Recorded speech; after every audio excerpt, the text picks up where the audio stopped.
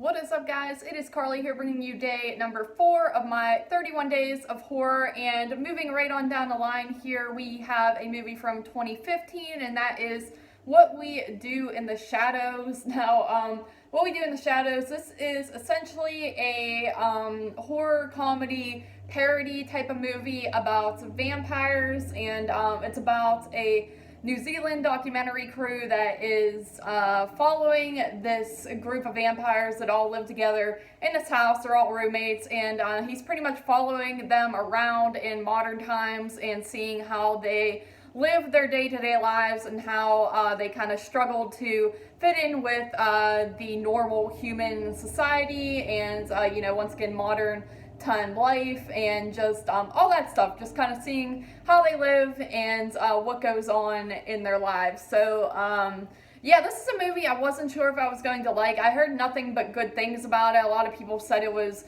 really funny, very solid, great parody type of film on just old-fashioned vampires, and I kind of thought like I might think it's a little stupid or I might not really get the comedy, but I was completely wrong. This movie is fantastic, funny as can be. I don't really know exactly how to describe the comedy. It's kind of like just that, awkward, like, they act like little teenagers, essentially, where they're kind of arguing, like, oh, you didn't do the dishes or something like that. Just typical roommates, and just really good comedy that works throughout the entire thing. The movie's definitely light on the actual horror aspects. There is a lot of blood and gore that goes on throughout the film, but the whole movie is completely just lighthearted. It's more focused on being the parody that it is. All the characters are pretty likable. Some of them I was getting a little mixed up. There's like two that kind of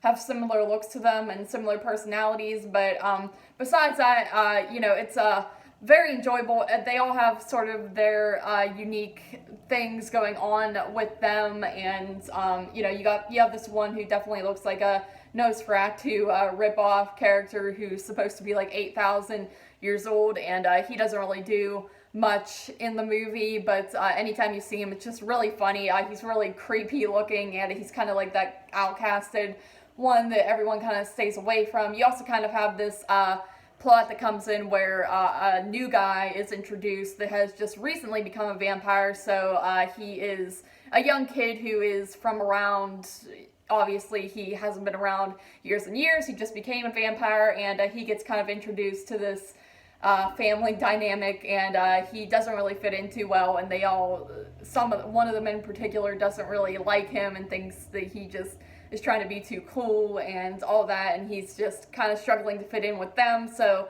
it's great. And then he kind of brings his regular human friend into the picture, and they all kind of take a liking to him more than they like him himself, who is a vampire. And just so many really funny moments in the movie, so many good relevant references to vampires as we know them, like that they can't come inside a place unless they're invited in, and stuff like that. They can't go out during the daylight, so they're always kind of out at night going to the clubs, and that's sort of how they get their forms of entertainment. But the scenes where they're actually out and about is really funny as well, the way they're just trying to blend in a way. And overall, really good film. Definitely recommend this movie. It's a fun one to watch if you're in a bad mood. It's one of those ones I kind of wanted to put back on right after watching it, which doesn't happen to me a ton, but I could see myself going back to this quite a bit, especially if I'm kind of, feeling down or something like that, and I need something to kind of perk me up and don't really want to watch a straight up depressing horror movie.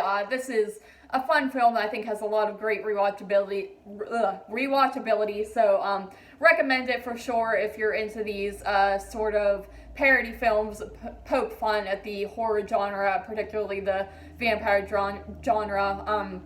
And again, yeah, I didn't mention this, but it is, it's filmed by a documentary crew, so it's got that found footage look to it, but it looks more like just a regular movie. It doesn't have that shaky cam or anything like that going on. It's filmed in a very professional, steady cam type of way, so that doesn't really get annoying. So overall, great film. Give it an 8.5 out of 10 and recommend it. So thank you guys for joining me for day 4 of my 31 days of horror, and as always, I'll see you tomorrow for day number 5.